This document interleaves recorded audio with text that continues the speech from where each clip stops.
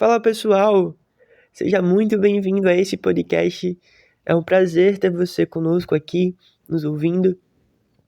Eu me chamo João Igor e, juntamente com José Ítalo, nós vamos fazer uma análise de dois grandes poemas da literatura potiguar. Nós vamos fazer uma análise, uma apresentação dos autores, né? Espero que você goste, espero que você aprenda um pouco, né? E vamos lá. Para início, Ítalo vai falar um pouco sobre os autores que nós escolhemos para fazer análise neste momento. Obrigado por iniciar, Igor.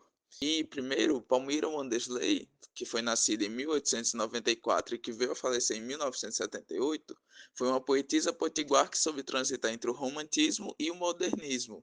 E a sua poesia é marcada por um lirismo profundo, mas ao mesmo tempo ela traz um olhar atento sobre a realidade nordestina. Palmira é uma das grandes representantes da literatura regionalista, com obras que combinam a beleza das imagens poéticas e a força do sertão.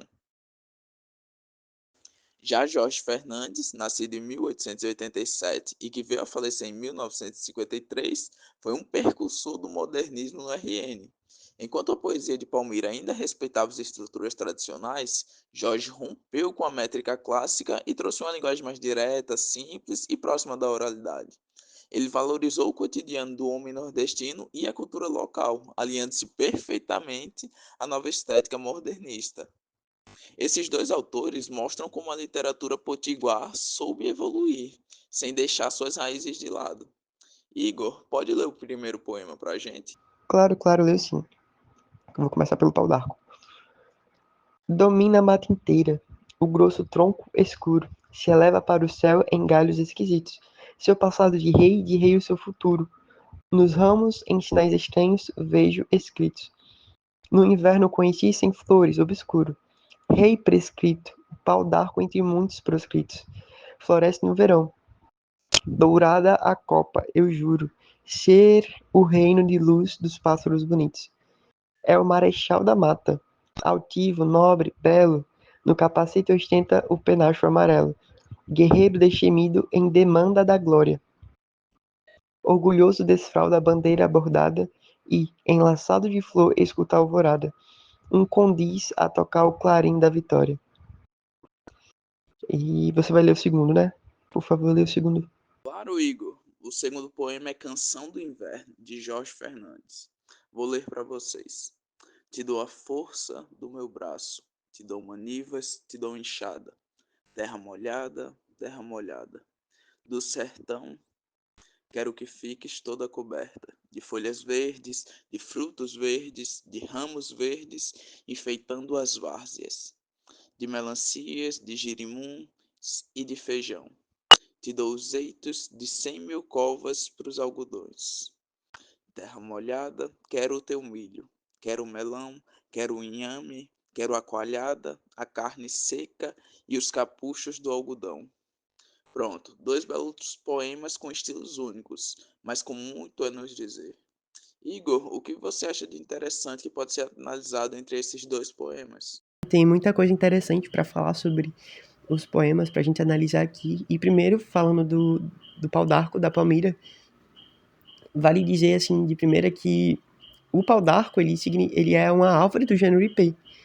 E a palavra IP significa casca grossa. Então, quando ela traz essa simbologia ao poema, ela está querendo trazer um senso de força, de resistência, de exuberância, né? Porque o IP é muito bonito. Ele é grosso e ele tem uma casca grossa, como a palavra significa, e ele é muito bonito, né? Então ela traz uma valorização ao ambiente nordestino, né? E no geral, ela usa métricas regulares, rimas bastante ricas e cruzadas, que são características do romantismo, né? Tem vários elementos do romantismo aqui, nesse poema, e também tem elementos do modernismo, né? Ela não foge do modernismo também, como, por exemplo, a utilização desse pau d'arco, né? O símbolo do pau d'arco, isso é elementos claros do modernismo também. Né? E tudo isso traz uma valorização ao ambiente nordestino, como eu falei anteriormente. Na terceira estrofe, ela vai falar vai utilizar a expressão marechal da mata, e isso traz um senso de liderança, né? Na cultura sertaneja, na cultura do sertão. E tem outras expressões também. No estrofe anterior, ela vai usar a expressão dourada, copa, né? e na terceira estrofe ainda ela vai falar do penacho amarelo, e isso traz uma vivacidade e uma valorização ao cenário do Nordeste. Então, isso é muito, muito bonito. E agora, falando do Jorge Fernandes, né, Canção do Inverno, a gente pode perceber que ele vai romper totalmente as estruturas clássicas, né? Vai utilizar versos muito mais livres, muito mais repetitivos, mais próximos da oralidade, da fala, né? Então, essa simplicidade toda no vocabulário, a gente pode perceber que isso vai ser um grande marco na estética modernista potiguar, né? De extrema importância isso. E ele, a todo momento ele vai trazer uma relação muito muito forte do homem e a terra. Ele vai mostrar que o trabalho agrícola ele é uma parte fundamental do ciclo da vida, né, do nordestino. E isso é a mais pura verdade, a mais pura realidade nossa, né? Ele vai utilizar, a gente pode perceber que ele utiliza elementos como maniva, milho e feijão, né, mostrando a abundância pela terra molhada que ele tanto fala nos versos. E ele vai utilizar, né, a terra do sertão como um símbolo, não como um símbolo, mas como realmente um sustento, como um renovo, como a base do homem nordestino. Então, tudo isso é muito rico, muito claro, muito moderno, né, vamos dizer. Isso é um poema de extrema importância em minha percepção. E agora dá pra gente falar sobre contexto histórico, não é? Você consegue perceber, Ítalo, algum contexto histórico destes dois poemas? Muito interessante essa sua análise, Igor, e realmente o contexto histórico é fundamental para entendermos esses dois poemas. E em 1920, o RN passava por mudanças sociais e econômicas importantes, especialmente com a valorização da cultura regional. No caso de Palmira Wanderlei, o poema Pau d'Arco remete ao orgulho das raízes nordestinas e à resistência frente às adversidades do sertão, como os períodos de seca. E a árvore simboliza força e uma conexão profunda com a natureza. Já Jorge Fernandes, em Canção do Inverno, faz referência direta à agricultura, que era a base da economia nordestina. O poema celebra o ciclo das chuvas e a fertilidade da terra, fundamentais para a sobrevivência no sertão. Vale lembrar que, na época, o ciclo do algodão, conhecido como ouro branco, era um dos principais motores econômicos da região, mas dependia fortemente das condições climáticas. Eu achei os dois poemas bastante interligados. Já você também, Igor? Eu vejo que eles são interligados porque eles trazem uma grande valorização à terra do sertão, ao ambiente nordestino.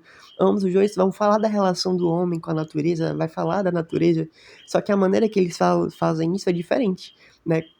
A Palmira, por exemplo, ela vai falar de uma forma mais lírica, mais idealizada, mais simbólica, né?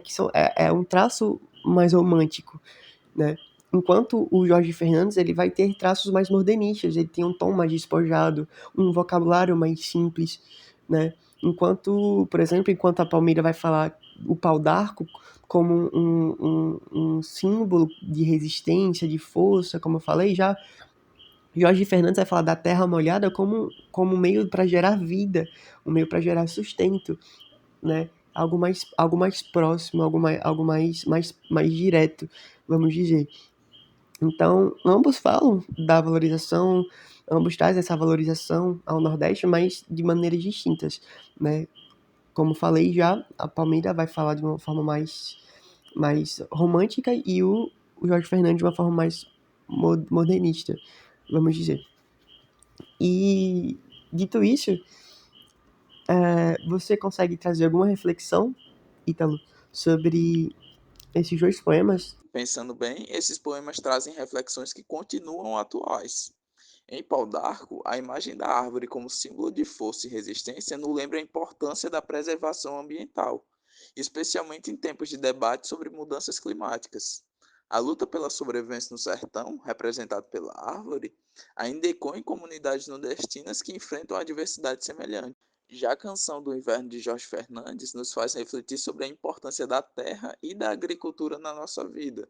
Hoje, com os debates sobre sustentabilidade e a crise climática, o poema ganha um novo significado. A terra molhada simboliza esperança, renovação e a luta do homem do campo, que ainda busca condições dignas de trabalho e produção.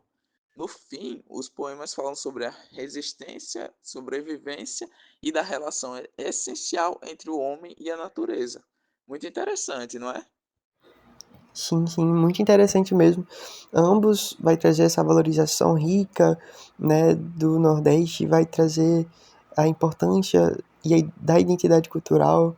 Então, muito importante fazer essa análise desses poemas. Foi muito importante discutir um pouco isso hoje nesse podcast, né? E já agradeço você, ouvinte, que tá, que prestou atenção nessa conversa, nesse diálogo. E é isso. Mais uma vez, obrigado e até a próxima.